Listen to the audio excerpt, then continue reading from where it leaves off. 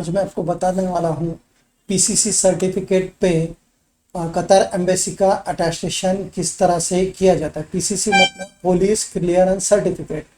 काफ़ी कंट्रीज़ में visa stamping करने के लिए पीसीसी लगता है और पीसीसी को एम्बेसी से अटेस्टेशन करने के लिए बोलते हैं। तो इस तरह का ओरिजिनल पीसीसी चाहिए होता है और ओरिजिनल पीसीसी के बैक साइड पे एम्बेसी का अटेस्टेशन होता है। कभी भी अटेस्टेशन जेरोक्स कॉपी या कलर कॉपी पे अटेस्टेशन नहीं होता है, तो ओरिजिनल इस तरह का पीसीसी चाहिए होता है और इस पे ऑफिसर का स्टैंप और साइन होना ज़रूरी है।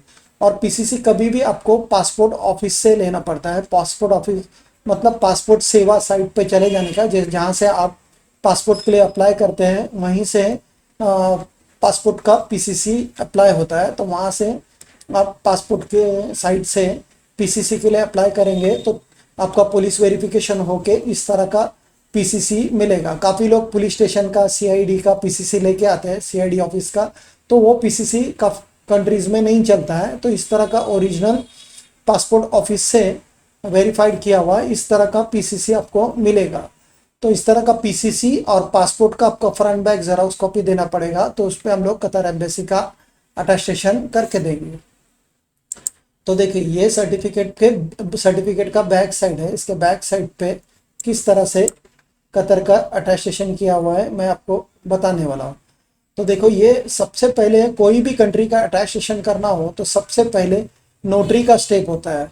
तो सबसे पहले इस तरह नोटरी किया जाता है। देखो ये रेड वाला और ये नोटरी का स्टैंप है। देखो यहाँ लिखा है अटेस्टेड बाय मी नोटरी करके, और एडवोकेट का उस पर नेम और साइन होता है। ये नोटरी होने के बाद में फिर इसको हम लोग ये कतर अटेस्टेशन मुंबई से करते हैं। तो फिर उसमें मुंबई का होम डिपार्टमेंट पहला सबमिट करना पड़ता है। ये मुंबई का होम डिपार्टमेंट है।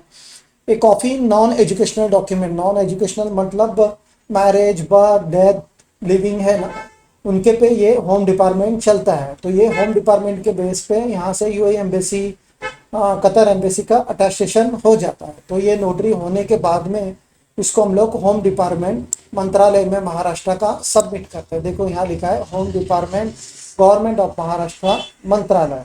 इसको काफ़ी लोग मंत्रालय, जीएडी, होम डिपार्टमेंट ऐसे अलग अलग नाम से बोलते हैं। ये होने के बाद में ऑफिसर का इस पे ऐसा स्टैंप लगता है और ऑफिसर का यहाँ साइन होता है और यहाँ डेट और नंबर डाला जाता है। ये होने के बाद में ये होगा तो ही एम्बेसी इसको एक्सेप्ट करेगा। ये होने के बाद में इसको हम लोग एम्बेसी में सबमिट करते हैं। तो देखो एम्बेसी में सबमिट करने के बाद में कतर एम्बेसी इस तरह का स्टिकर लगाता है और ये स्टिकर लगने के बाद में फिर एम्बेसी से ऐसा स्टैंप होके फिर वहाँ का ऑफिसर का साइन होता है। ये साइन होने के बाद में फिर इस पर आपका जिस आदमी को इशू किया है उसका इधर नाम आता है, जो मैंने थोड़ा ब्लर किया हुआ है। तो इस तरह का आपका कतर का अटेस्टेशन पूरा हो जाता है। अगर आपको ये कतर का अटेस्टेशन करना हो तो मेरा स्क्रीन पे नंबर दिया है, उस पर कॉल या व्हाट्सअप कर सकते हैं। और अगर आपको कुवैत, ओमान, बहरीन, सऊदी कहीं का भी कोई भी कंट्री का अटेस्टेशन अपोस्टाइल करना हो तो हम लोग वो सर्विस प्रोवाइड करते हैं और वीज़ा सर्विस भी प्रोवाइड करते हैं। तो मेरा स्क्रीन पे नंबर दिया है, उस पर कॉल या व्हाट्सअप कर सकते हैं। अगर आपको मेरा ये वीडियो पसंद आया तो प्लीज़ इसको लाइक और सब्सक्राइब कीजिए।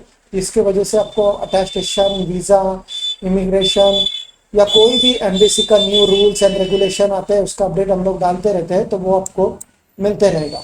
Thank you.